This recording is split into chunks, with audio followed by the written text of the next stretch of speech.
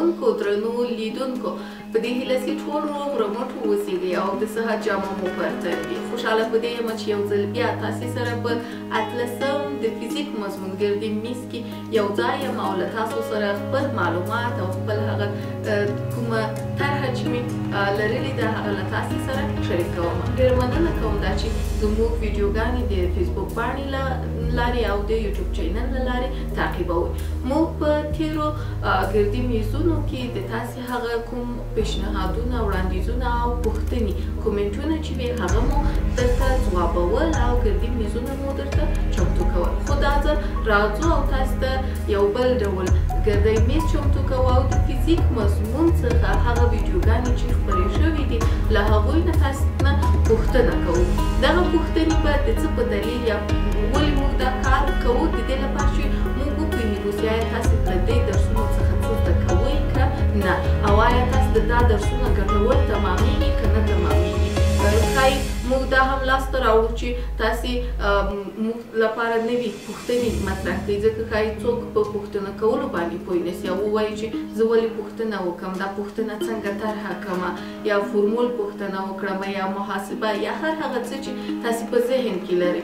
ډېر ساده سوالونه دي خو دا چې موږ جرأت نه لرو راسو هماغه کومنټ کې ولیکو دا هم بیا یوه لویه ستونزه ده. نو د دې لپاره لومړی ګام موږ پورته کړ، موږ به راسو تاسو څخه به پوښتنې وکړو، تاسې دغه پوښتنو ته ځوابونه راکړئ. دغه ځوابونه په کوم شکل سره راکوئ؟ په ډېرې اسانۍ سره یا یې په کومنټ کې راته کومنټ کړئ، راسن یې راته کومنټ کړئ. مثلا زه تاسې نه غواړم چې فزیک راته تعریف کړئ، کولی سئ په ډېرې سادګۍ سره هغه فزیک تعریف ماته په کومنټ کې ولیکئ، یا هم لکه ښه منظم شاګرد غوندې کتابچه راواخلئ او خپله کتابچه کې دغه شپږ زره پوښتنې راته ځواب کړئ. بیا د دې کتابچې عکس له ما سره په کومنټ کې شریک کړئ. که چېرته کومه غلطي وه یا هم کومه ستونزه وه موږ به یې بېرته تاسو ته اصلاح کړو. نو د دې لپاره راځو شپږ پوښتنې درڅخه پوښتو او تاسو به یې راته ځواب کړئ.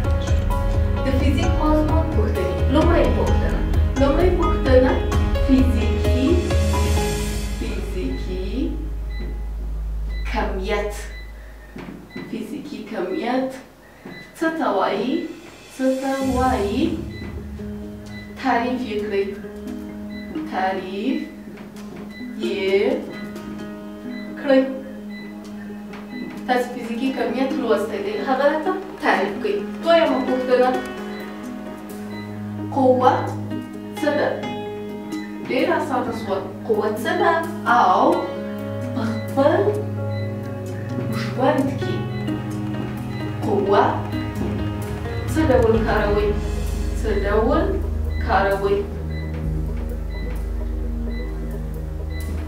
کله چې موږ قوه تعریفوو حتما زموږ په ورځني ژوند کې یو څه کاربرد یا کارونه لري، نو قوه راته تعریف کړئ او په خپل ژوند کې مثال راته ووایاستئ چې دغه قوه په خپل ورځني ژوند کې موږ څنګه کولی شو ووایو چې دې ته قوه وایو. درېیمه پوښتنه وکتور څه دی؟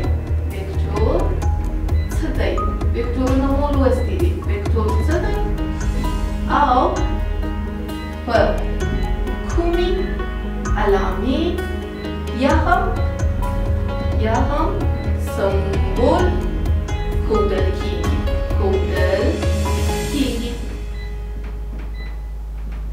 وکتور به تعریف کړئ دا چې وکتور څه ته وایي. بل به دا وایاستئ چې د وکتور سمبول څه دی. وکتور په کوم علامه باندې په انګلیسي کې ښودل کېږي. څلورمه پوښتنه کې یو فورمول درکوم. دا فورمول به راته ووایاست د څه شي فورمول دی. وایم سی مساوي ده په ا زبر جمع بی زبر. دا د څه شي فورمول دی؟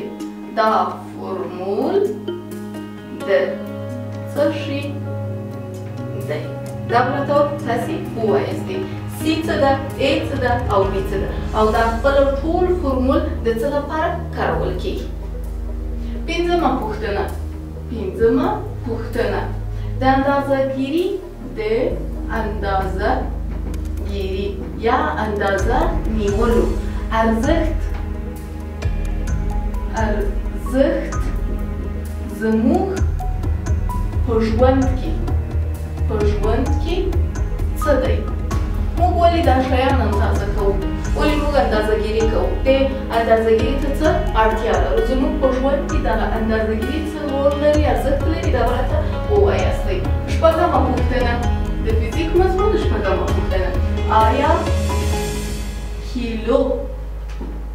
کیلوګرام یو اساسي واحد دی که نه دی که دی نو تعریف